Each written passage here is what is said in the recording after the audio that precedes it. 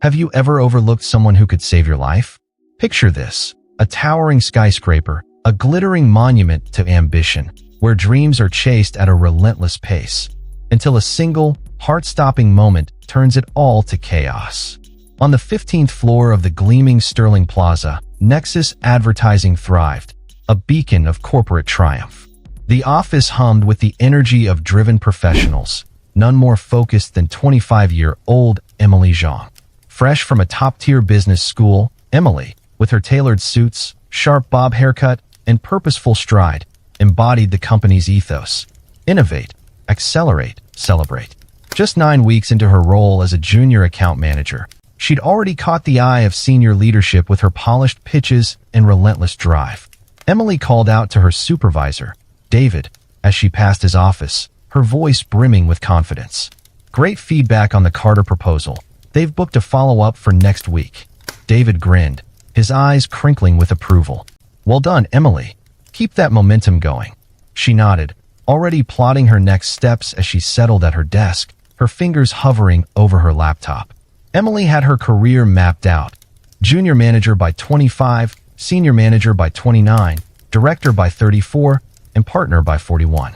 Nothing would derail her, not a missed deadline, not a tough client, and certainly not a distraction. At 2:45 p.m., as she prepped for a critical client call, a gentle tap on her cubicle's glass wall broke her focus. She turned, irritation flashing across her face, her jaw tightening. There stood Henry Carter, a 70-year-old custodian who'd tended Sterling Plaza for 25 years. His silver hair was neatly combed, his navy uniform worn but spotless, and his warm brown eyes carried a quiet wisdom that seemed to see right through the corporate facade. "Excuse me, ma'am," Henry said softly, his hands resting on his cleaning cart, his voice gentle but firm. "I need to tidy the boardroom before the executive meeting. Could you hold the door for a moment? My cart always jams in the frame." Emily glanced at her watch. Her call was in 15 minutes, and her slides weren't perfect yet. "I'm not here to do your job," she snapped, her eyes fixed on her screen, her tone as sharp as a blade. "Find someone else." Henry's face remained calm. He was used to being unseen, a shadow in the background of their polished world. "Of course, my apologies," he murmured, moving off to solve the problem alone, his cart rattling softly behind him. "Now, put yourself in Emily's shoes. You're racing against the clock, your career on the line. When someone like Henry asks for help, do you pause for a few seconds to assist, risking your tight schedule? Or do you ignore him, prioritizing your work over a stranger's request? Drop your choice in the comments below, and let's see what you do. While you're at it, hit that like button and subscribe to Daily Narrated Stories for more gripping tales that challenge your perspective and tug at your heartstrings. Emily watched from her desk as Henry wrestled with the heavy boardroom door, propping it open with his foot while nudging his cart through. The wheels squeaked under the weight, and cleaning supplies wobbled dangerously on the cart's edge, a bottle of glass cleaner teetering as if it might crash to the floor at any moment. The faint scent of lemon disinfectant wafted through the air, mingling with the sterile hum of the office's air conditioning. It would have taken her mere seconds to help, but those were seconds she couldn't spare, not for a custodian. Her mind was a whirlwind of deadlines and ambitions, her fingers hovering over her keyboard as she mentally rehearsed her client pitch. "I can't afford distractions," she told herself, pushing down a flicker of guilt as Henry's cart finally scraped through the doorway, the door slamming shut behind him with a heavy thud that echoed in her ears. Later, in the break room, Emily poured herself a coffee, the bitter aroma grounding her as she overheard colleagues Sarah and Michael chatting about the upcoming company gala. The room was a stark contrast to the polished office: faded linoleum floors, a flickering fluorescent light, and a fridge that hummed too loudly, its vibrations a constant irritation. "Did you see that old custodian fixing the ceiling light yesterday?" Sarah smirked, sipping her latte, her voice dripping with condescension. "He's got to be ancient. Why doesn't he just retire?" Michael shrugged, stirring his coffee with a plastic spoon, the clink of it against the mug grating on Emily's nerves. "Probably can't afford to. Imagine cleaning up after us in your 70s. Pretty depressing." Emily chimed in, her tone sharp. "He asked me to hold a door for him earlier, as if I don't have real work to do." They laughed, the sound echoing off the walls, a cruel melody that cut through the air. They were oblivious to Henry mopping nearby, his ears catching every word, his hands tightening around the mop handle, the wood worn smooth from years of use. His face remained impassive, but inside, a quiet ache bloomed, not from the insult, but from the reminder of how invisible he'd become, a ghost in their world of ambition. That afternoon, as Henry cleaned the executive restroom, the sharp scent of bleach stung his nose, and the cold tiles under his knees sent a dull ache through his joints. He scrubbed at a stubborn stain, his movements methodical, the rhythm a comfort amidst the chaos of his thoughts. A hurried employee bumped into him, knocking over his bucket, and soapy water splashed across his uniform, soaking his pants and shoes, the icy liquid seeping through to his skin. "Sorry, didn't see you," the man muttered, rushing off without a glance, his polished shoes clicking against the floor, the sound fading into the distance. Henry quietly grabbed a rag, the rough fabric scratching his calloused hands, and wiped the floor, the damp fabric of his uniform clinging uncomfortably to his legs. He stood, catching his reflection in the mirror, a tired man in a faded uniform, lines etched deep into his face, eyes that had seen too much. "They don't see me," he thought, a pang of loneliness settling in his chest, heavy as a stone, "but I see them." He'd long since learned that respect wasn't about how others saw you. It was about how you carried yourself, a lesson hard won through decades of being overlooked. That evening, Henry paused by the building's electrical room, the air thick with the metallic tang of machinery, the hum of the systems a low, constant drone. He reviewed the maintenance log as he did daily, his flashlight casting a dim glow over the pages, the beam trembling slightly in his steady hand.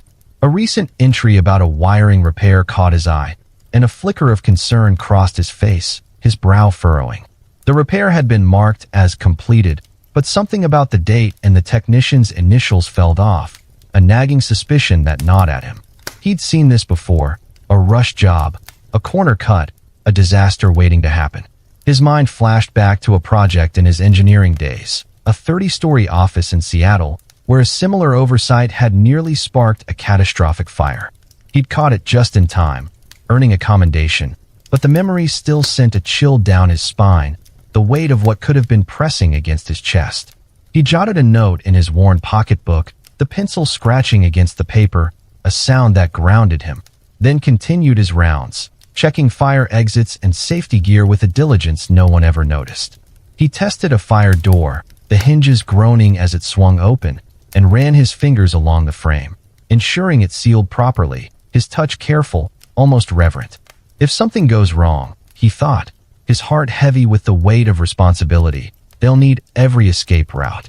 The next morning, Wednesday, dawned with ominous gray clouds and a forecast of heavy storms, the sky a bruised purple that seemed to press down on the city. Emily arrived early, determined to perfect her presentation for the 11 a.m. executive meeting, her heels clicking against the marble floor of the lobby, slick with rainwater. As she crossed the space, she spotted Henry on a stepladder near the elevators, inspecting a ceiling panel with a furrowed brow, his flashlight beam cutting through the dim light. The faint hum of the elevator mingled with the distant rumble of thunder, and the air felt heavy, charged with the promise of chaos, a tension that prickled at the back of her neck. "Ma'am," he called as she passed, his voice steady but laced with urgency. "Have there been any electrical issues on your floor? The building manager's out sick, and I'm worried about some wiring." Emily barely slowed her pace, her heels clicking sharply against the floor, her mind already on her presentation. "I don't handle maintenance," she replied, her tone clipped, stepping into the elevator, the doors closing with a soft ding. As they shut, she glimpsed Henry shaking his head, scribbling another note, his expression a mix of frustration and resolve, a silent warning she didn't heed. Upstairs, the Nexus advertising office buzzed with pre-meeting energy, the air thick with the scent of fresh coffee and the hum of anticipation. Emily fine-tuned her slides, her fingers trembling slightly as she adjusted a chart, the stakes of the meeting pressing down on her like a physical weight. Her team set up the boardroom with coffee and pastries, the aroma of cinnamon rolls filling the air, a stark contrast to the tension brewing outside, where the storm gathered strength. At 10:50 a.m., the storm unleashed its fury. Rain pounded the floor-to-ceiling windows, the glass rattling in its frame, and thunder growled in the distance, a low, menacing sound that seemed to vibrate through the floor, sending a shiver down Emily's spine. The lights flickered, prompting nervous chuckles across the office, the sound tinged with unease, a collective holding of breath. "Hope the power holds for your big pitch," David teased, passing Emily's desk, his voice light but his eyes darting to the windows, betraying his concern. "I've got backups on every device," she shot back, forcing confidence into her tone, though her heart raced. Nothing stopping this meeting. Just then, Henry rolled his card onto the floor, his expression graver than usual, his eyes scanning the room with a quiet intensity that went unnoticed by the bustling staff. He approached the receptionist, Lisa, his cart rattling softly behind him, the sound of faint undercurrent to the office's chaos. "Ma'am, I've noticed some electrical concerns. With this storm, it might be wise to—" Lisa cut him off, her voice sharp, her patience worn thin. "We've got a big meeting starting soon. Can you come back in an hour?" Henry hesitated, his hand tightening on the cart's handle, his knuckles whitening. "It's just that I'm worried. An hour, please," Lisa insisted, returning to her call, her tone leaving no room for argument, her dismissal a wall he couldn't breach. Henry glanced at his watch, the second hand ticking like a countdown, a relentless march toward disaster, then moved toward the utility closet near the break area, where the main circuit breaker panel was housed. The closet door creaked as he unlocked it, the sound swallowed by the hum of the office, a quiet warning lost in the noise. As he stepped inside, the faint buzz of electricity filled the air, a low hum that set his nerves on edge, and he squinted at the panel, his flashlight beam catching a frayed wire that shouldn't have been there, its edges blackened as if already kissed by heat. His heart sank. This was worse than he'd feared, a ticking time bomb waiting to ignite. Emily passed by, arms full of handouts, the paper crinkling under her grip, her focus singular. "Do you mind?" she said, her tone icy, her eyes flashing with irritation, her patience frayed by the pressure of the moment. "We're preparing for a major client meeting. Can't this wait?" Henry turned, his voice steady but urgent, his weathered hands gesturing toward the panel, his eyes pleading for her to listen. "Ma'am, I'm concerned about the electrical system. This storm is putting strain on. We don't need interruptions right now." Emily interrupted, her patience gone, her voice cutting through the air like a blade, sharp and unyielding. "Come back later." Henry studied her for a moment, his eyes searching hers for a flicker of understanding, a crack in her armor, then nodded slowly, his shoulders slumping slightly. "I understand. Good luck with your meeting." He closed the closet and wheeled his cart toward the elevator, casting a worried glance back at the busy office, the weight of his unspoken warning heavy on his chest. He tried calling the building manager again, but the line went to voicemail, the automated message a hollow echo in his ear, a final confirmation of his isolation. With a heavy sigh, he stepped into the elevator, the doors closing with a finality that felt like a warning, a quiet ding that marked the beginning of the end. At exactly 11 a.m., disaster struck, the air itself seeming to hold its breath before the chaos erupted. A sharp blue flash erupted from an electrical panel in the break area, followed by a loud pop that echoed like a gunshot, a sound that froze the room in its tracks. The lights dimmed, casting the office in a flickering twilight, then surged back on, but a thin wisp of smoke curled from behind the microwave, the acrid scent of burning plastic seeping into the air, a sinister whisper of what was to come. At first, no one noticed. Emily was handing out materials in the boardroom, her voice steady as she outlined her strategy, her words a lifeline to her ambition. When Sarah sniffed the air, her face paling, her eyes widening in alarm. "Does anyone smell something burning?" she asked, her voice tight, her hands trembling as she set down her coffee cup, the liquid sloshing over the rim. Heads turned, and a collective gasp rippled through the room as smoke seeped into the hallway, a faint crackling sound growing louder with each second, like the hiss of a predator closing in, a menacing growl that sent a chill down Emily's spine. Before anyone could react, a piercing alarm shattered the air, its shrill wail drilling into their skulls, a relentless assault on their senses. The sprinklers in the break area activated, but instead of fire-suppressing foam, they sprayed water, the droplets hissing as they hit the flames, fueling them as they licked across the counter, fed by grease and electrical currents. The fire roared to life, a hungry beast devouring everything in its path, its orange glow casting eerie shadows on the walls, a dance of destruction that mesmerized and terrified in equal measure. "Fire!" Michael shouted, his voice cracking with panic, and the polished corporate environment dissolved into pandemonium, a chaotic symphony of screams and footsteps.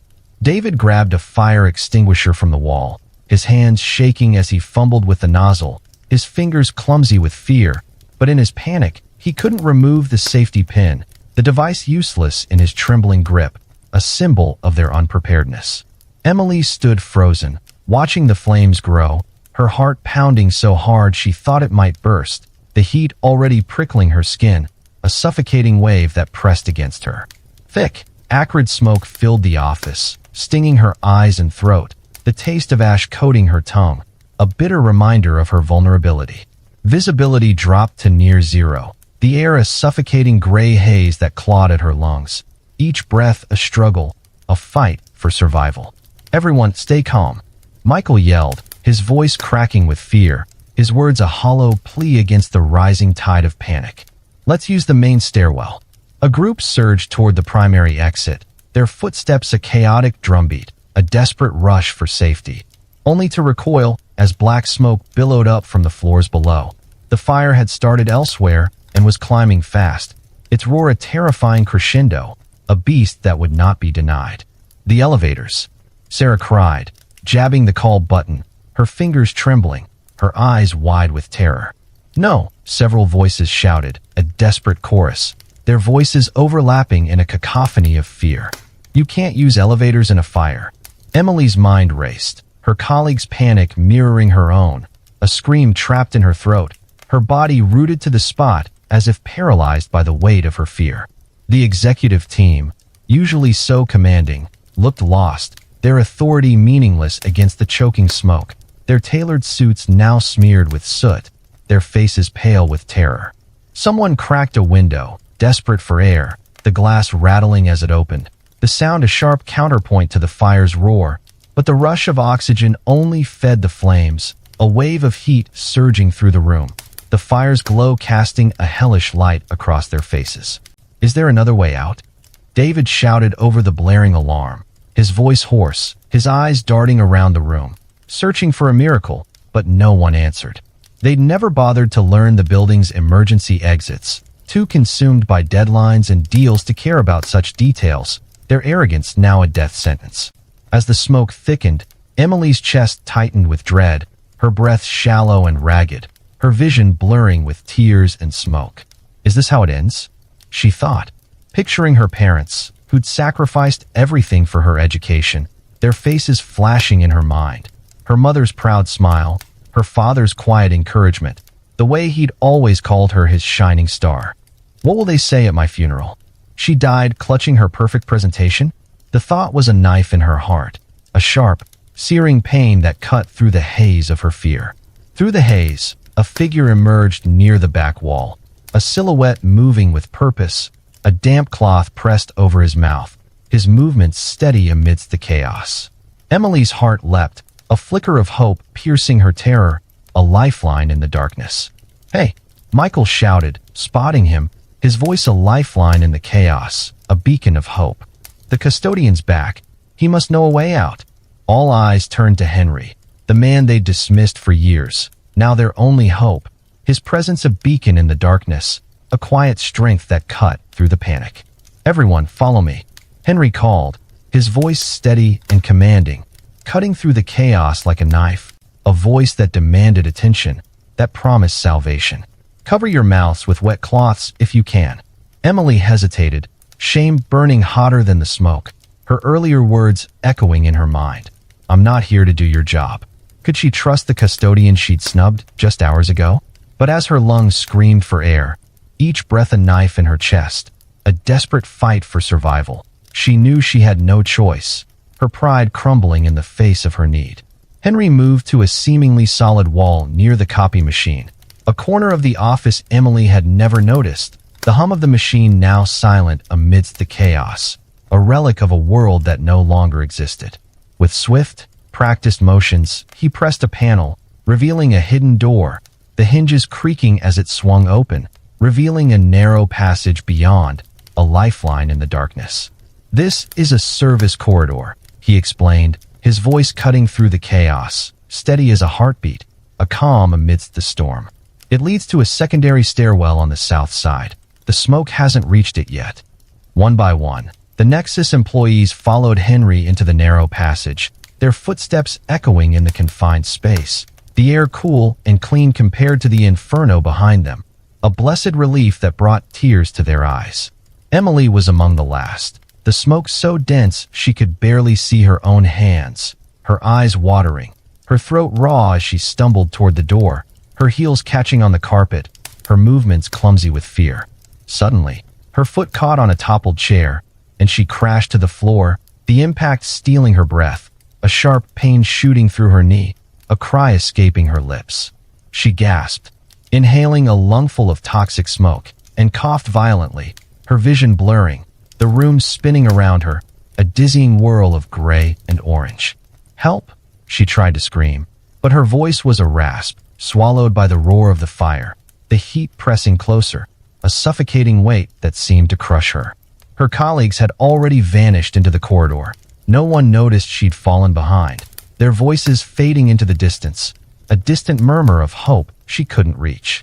Panic clawed at her chest as she crawled blindly, the heat intensifying, the crackling of flames growing closer, the sound a menacing growl that seemed to chase her, a predator closing in for the kill. "I'm going to die here," she thought, despair crashing over her like a wave, her hands trembling as she groped through the darkness, her nails scraping against the carpet, the rough texture a cruel reminder of her reality. Just as hope slipped away, firm hands gripped her shoulders, the touch a jolt of salvation, a lifeline in the darkness.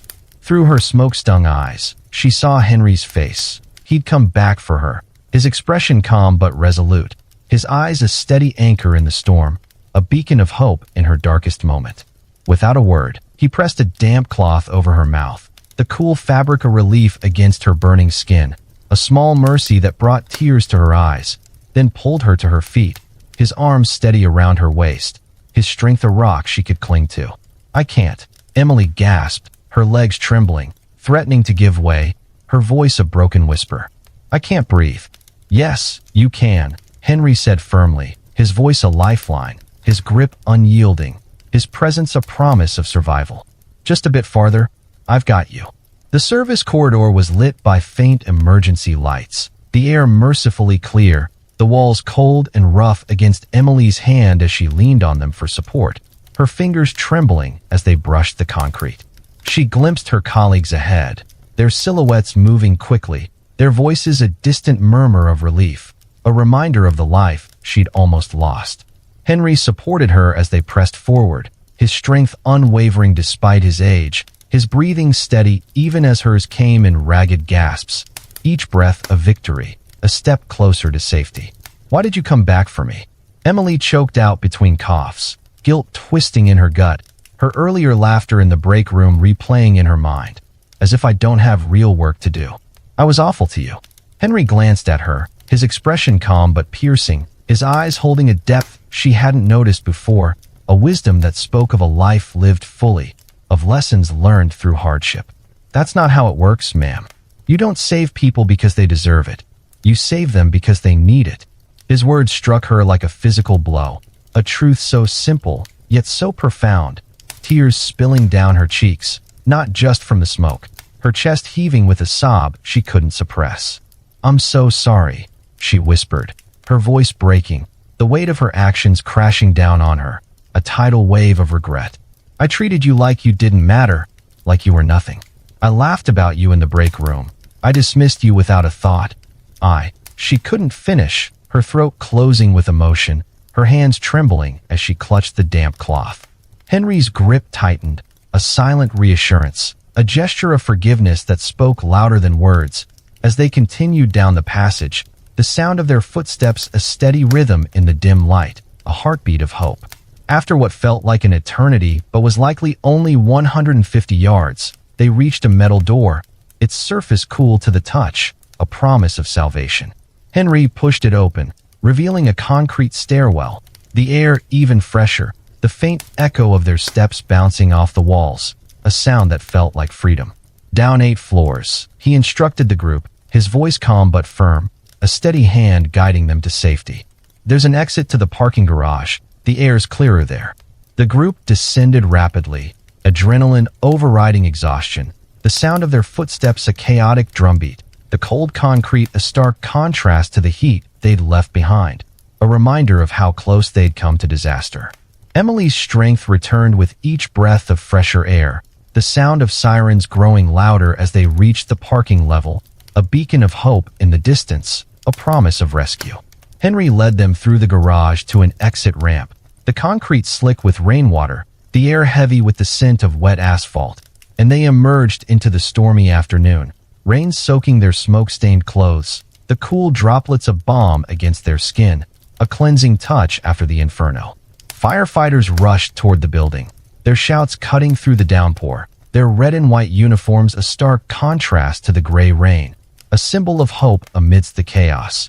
As Henry spoke to the fire captain, 15th floor, he said, his voice steady, his posture unwavering despite the chaos, his presence a rock in the storm. Electrical fire started on the 13th. The north stairwells blocked. The captain nodded, his expression grim, then directed the group to paramedics waiting nearby, their hands already reaching out to help, their voices a soothing balm.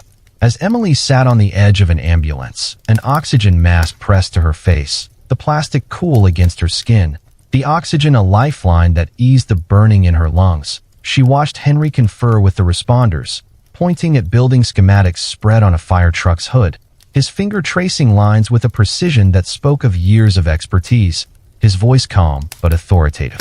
He seemed to know exactly where the fire had begun and how it would spread, his knowledge a quiet power that commanded respect, a stark contrast to the chaos around them. Sarah slumped beside her, also wearing an oxygen mask, her hands trembling as she pulled it aside to whisper, her voice barely audible over the rain. If he hadn't come back, she didn't finish. But Emily understood. Her perspective forever shifted, the weight of her earlier dismissals pressing down on her, a heavy burden she couldn't shake. We never even saw him, she murmured, her voice hollow, her eyes fixed on Henry, her heart aching with a mix of gratitude and shame. A paramedic checked their vitals, his gloved hands gentle but efficient, his voice a steady reassurance. You're lucky. The captain said if you tried the main stairwell or waited 5 more minutes, you wouldn't have made it. Emily's gaze returned to Henry, who was now helping an elderly man from another floor find a seat, his movements gentle, his face etched with quiet determination, a man who gave without expecting anything in return. Who is he really? She wondered, her heart heavy with gratitude and shame, the rain mixing with the tears on her cheeks, a quiet testament to her transformation. The next morning, local news outlets buzzed with coverage of the Sterling Plaza fire, their headlines a testament to the miracle of survival. No lives were lost, thanks to swift evacuations and, as reports highlighted, the quick thinking of a custodian who'd guided a group from the 15th floor to safety via a hidden service corridor, a hero in the shadows.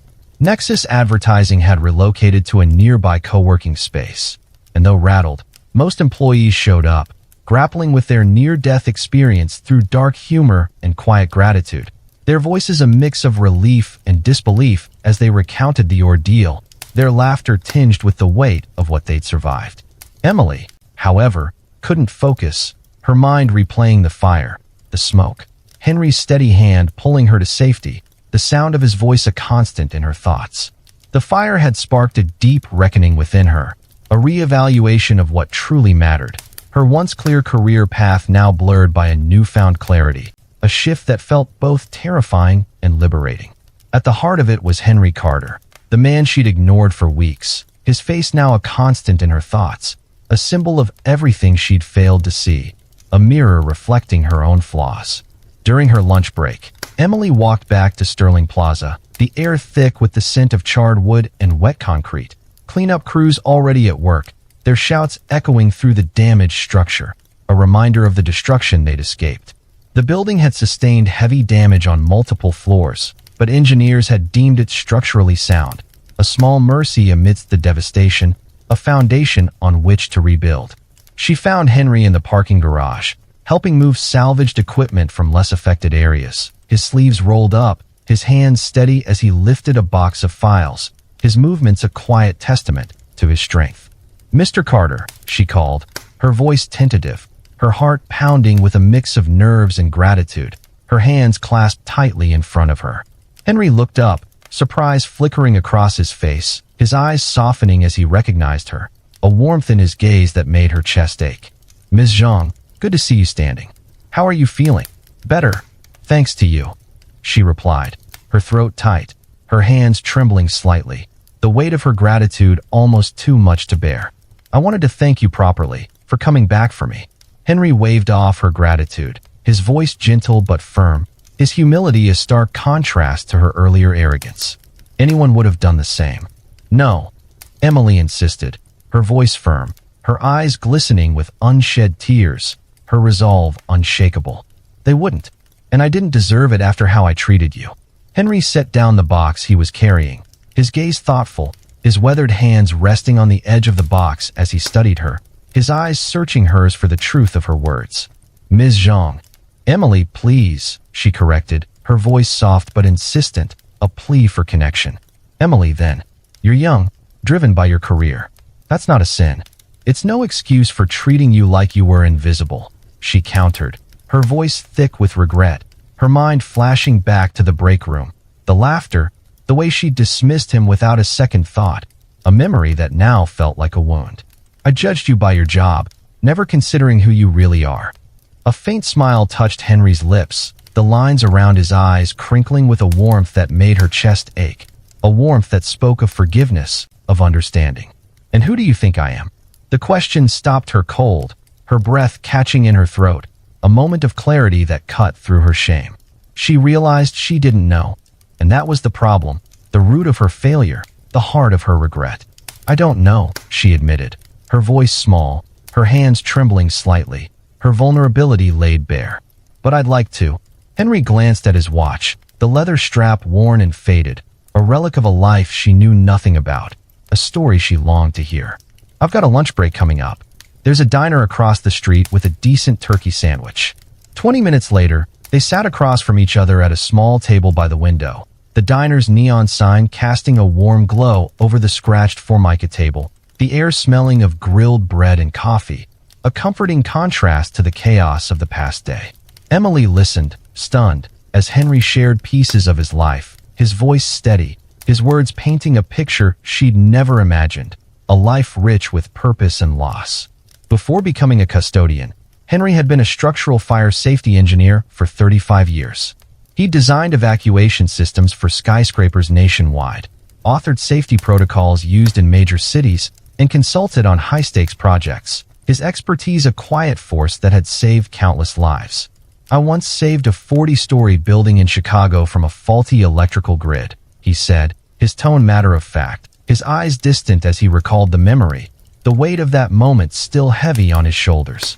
"Found the issue during a routine check, averted a disaster.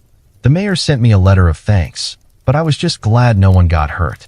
Emily's jaw dropped, her coffee cup forgotten in her hands, the warmth seeping through the ceramic a stark contrast to the chill of her realization, the depth of her misjudgment. "After my wife passed," Henry continued, sipping his coffee, the steam rising in lazy curls, his voice softening with a grief that still lingered, retirement felt too empty. "I'd sit in our house, the silence so loud it hurt, surrounded by her things, her knitting, her books, the garden she loved, the roses she'd tended with such care. I needed purpose, but I didn't want the pressure of engineering anymore. This job lets me stay hands-on, keep building safe in a quieter way." Emily struggled to process this, her mind reeling, her earlier assumptions crumbling like ash, her heart aching for the man who'd lost so much yet gave so freely. "Why not take a safety director role, something more fitting?"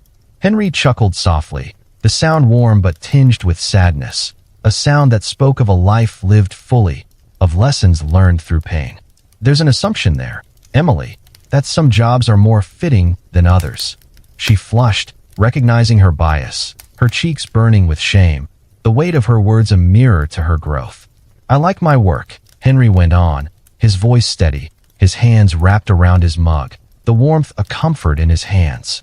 I can inspect the building daily in ways a director in an office can't. I spotted that electrical issue I tried to warn everyone about yesterday. Shame washed over Emily as she recalled brushing him off, her dismissive words echoing in her mind. I don't handle maintenance. You knew the building was at risk, she said quietly, her voice barely above a whisper, her eyes fixed on the table, unable to meet his gaze. Henry nodded, his expression somber, his eyes holding a quiet resolve. I tried to report it. When no one listened, I started checking each floor myself. That's why I came back to yours. I was evacuating people before the alarm even sounded. You saved our lives, Emily said, her voice trembling, tears welling in her eyes, the weight of her gratitude almost too much to bear, a tidal wave of emotion that threatened to overwhelm her.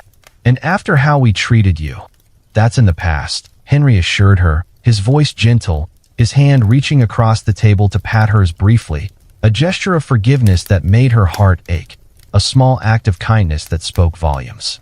But there's a lesson here for us both. I could have been more forceful about the danger, and you? I could learn that everyone has value, no matter their title. Emily finished, her eyes glistening, her voice steady despite the emotion threatening to spill over, a promise to herself as much as to him. That success isn't about a fancy office. It's about how we treat people on the way up. Henry smiled, a small, genuine smile that lit up his weathered face, a smile that spoke of hope, of healing. Sounds like you're already learning. As they finished lunch, Emily had one more request, her voice tentative but determined, her heart set on making things right. Will you visit our temporary office tomorrow? There are 25 people who'd like to thank you. Henry hesitated, uncomfortable with the spotlight, his hands fidgeting with the edge of the napkin, his humility a stark contrast to her newfound resolve. I don't need thanks. I was doing my job. Please, Emily pressed, her voice earnest, her eyes pleading, her heart laid bare. Not for recognition, but because it means a lot to us, to me. After a moment, Henry nodded, his expression softening, a quiet agreement that felt like a victory. The next day, Henry's arrival at the co-working space sparked a transformation, the air buzzing with a mix of gratitude and awe, a palpable shift in the atmosphere.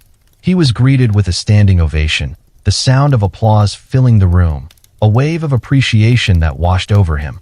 Colleagues who'd once ignored him now offering heartfelt thanks, their voices overlapping in a chorus of gratitude, a symphony of redemption. Sarah hugged him, tears in her eyes, her voice trembling as she apologized for her earlier dismissive words, her hands gripping his shoulders as if to anchor herself, her earlier smirk replaced by genuine remorse. I was so wrong about you, she whispered, her voice breaking, her tears a testament to her growth. David announced a donation to the Firefighters Relief Fund in Henry's name, his voice booming with pride, a gesture that spoke of the company's gratitude. But Emily had something more permanent in mind, her heart pounding with a mix of nerves and determination, her resolve unshakable. She stepped forward, holding a framed certificate, her hands steady despite the weight of the moment, her voice clear and strong. Mr. Carter, she began, her voice resonating with purpose. I didn't mention that our CEO, Ms. Thompson, would be here today. She gestured to a poised woman nearby, her presence commanding yet warm, a leader who understood the power of change. She has something to share. Ms. Thompson stepped forward, her heels clicking softly against the floor, her expression a mix of gratitude and resolve, her voice steady as she addressed the room. Mr. Carter, your actions saved 25 Nexus employees, but more importantly, you've reminded us of a value we'd forgotten.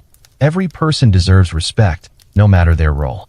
We're launching the Carter Recognition Program to honor the unseen heroes who make our work possible: custodians, security guards, delivery drivers, and more. Each month, we'll recognize an outstanding contributor with a bonus and company-wide acknowledgement. You're our first recipient. Henry looked overwhelmed, his hands clasped tightly in front of him, his eyes glistening with unshed tears, his humility is stark contrast to the honor being bestowed upon him. "That's kind, but not necessary," he said, his voice soft, his discomfort with the spotlight evident, his heart unaccustomed to such recognition. "It is," Emily interjected, her voice firm, her eyes locked on his, her resolve a beacon of change. "Not just to thank you, but to ensure we never make the same mistake again." As Henry prepared to leave, he handed Emily a small envelope, the paper slightly worn, as if it had been carried for a long time, a treasure he'd held close. "A little project I've been working on," he said modestly, his voice tinged with hope, his eyes searching hers for a spark of interest. "Thought you might be interested." Inside was a brochure for the Workplace Respect Initiative, a program Henry had developed to help companies value all employees, regardless of position, its pages filled with practical steps and heartfelt mission statements, a vision born of his own experiences. "I've pitched it to a few businesses," he said, his tone humble, his humility a quiet strength. "It hasn't gained much traction yet." Emily's eyes lit up with an idea, her mind racing with possibilities, her heart set on making a difference. "What if Nexus became your first major partner? We work with dozens of national brands." Henry blinked, surprised, his expression a mix of disbelief and gratitude, his eyes widening with hope. "You do that after everything? How could we not?" Emily replied, her voice steady, her smile genuine, her heart open to the possibilities. "Plus, it's smart business. Respected employees are loyal, hardworking employees." In the months that followed, Emily collaborated with Henry to implement his initiative at Nexus and pitch it to their clients. Their meetings filled with a shared sense of purpose, their friendship deepening with each conversation, a bond forged in the crucible of crisis. The program spread, earning features in business journals and mentions at industry conferences, its impact rippling far beyond Sterling Plaza, a wave of change that touched countless lives. Emily's career continued to soar. She earned her senior manager promotion ahead of schedule, her name now synonymous with innovation and empathy, a leader who led with her heart as much as her mind. But her definition of success had shifted, her once narrow focus now broadened by a deeper understanding of what truly mattered. She now measured herself not by titles or accolades, but by how she treated everyone around her, from interns to custodians, her heart forever changed by the fire, and the man who'd saved her from it, a man who'd taught her the true meaning of dignity. A year after the fire, Nexus Advertising returned to the renovated Sterling Plaza, the building now a symbol of resilience, its scars a testament to survival. Their first act was to unveil a plaque in the lobby, honoring the unseen heroes who keep us safe, comfortable, and thriving, a permanent reminder of the lessons learned in the flames. At the ceremony, Henry, now a respected consultant on workplace respect, stood beside Emily as she addressed the crowd, her voice steady but emotional, her heart laid bare. "A year ago, I thought success meant outpacing everyone else," she said, her words resonating with a truth hard-won, her eyes glistening with unshed tears. "Now I know true success is lifting others up, recognizing that every person, no matter their role, contributes to our shared victories." She turned to Henry, her smile warm, a smile that spoke of gratitude, of friendship, of growth. "Sometimes, the greatest lessons come from those we never bothered to see. And sometimes, those invisible people are the heroes we need most." Later, over their now traditional coffee, the diner's familiar warmth a comfort, Henry reflected on their unexpected friendship, his voice soft with memory, his eyes distant as he spoke. "You know what's strange?" he said, his words a quiet revelation, his hands wrapped around his mug, the steam rising in lazy curls. "When my wife passed, I felt so lost. I took this job to find purpose again, to fill the silence she left behind. If you'd held that door for me that day, if everyone had treated me with kindness from the start, this story might have ended differently." "How so?" Emily asked, leaning in, her heart open to his words, her curiosity a bridge between them. "Sometimes, it takes a crisis, when you have nothing to offer but your raw humanity, to truly see each other," Henry explained, his eyes meeting hers, a depth in his gaze that spoke of a life lived fully, of lessons learned through loss. "You didn't help me that day, but in a way, that led to you helping thousands through this program?" Emily nodded, her heart full, her eyes glistening with tears, the weight of his words a gift she'd carry forever. "From one ignored request to countless doors opened," she said, her voice soft, her words a promise, a reflection of the change they'd sparked together. As they gazed out over the city, the skyline a tapestry of lights against the dusk, Emily reflected on her journey, her heart a mosaic of lessons learned. The corner office still awaited her, her career path intact, but those goals now felt secondary, mere stepping stones on a greater path. Success, she'd learned, wasn't about climbing over others. It was about seeing them, truly seeing them, and ensuring dignity and respect for all, a lesson etched into her soul by the fire. And the man who'd shown her the way, a man who'd become her friend, her teacher, her hero. Take a moment to think. Who's the invisible hero in your life? A janitor, a delivery driver, a security guard? Share their story in the comments below. We'd love to hear how they've impacted you. Let's honor those who keep our world running, one story at a time, a shared act of gratitude that binds us together. This story is a reminder that we often overlook the people who make our lives possible: custodians, maintenance workers, drivers. They're not just their jobs. They're individuals with wisdom, experience, and dignity. People who deserve our respect, our gratitude, our attention. At Daily Narrated Stories, we bring you real, transformative tales of humanity that inspire you to see the world differently, to live with greater compassion, to lead with your heart. If you believe everyone deserves respect, no matter their role, don't miss out on more stories like this. Subscribe to Daily Narrated Stories right now. Don't wait. Next week, we're sharing the tale of a bus driver who changed an entire city, a story of courage and connection that will leave you inspired, and you won't want to miss it. Hit that subscribe button, drop a like, and turn on notifications so you never miss a life-changing story. Your support keeps these incredible narratives alive. Join our community today, and let's celebrate the heroes among us, together.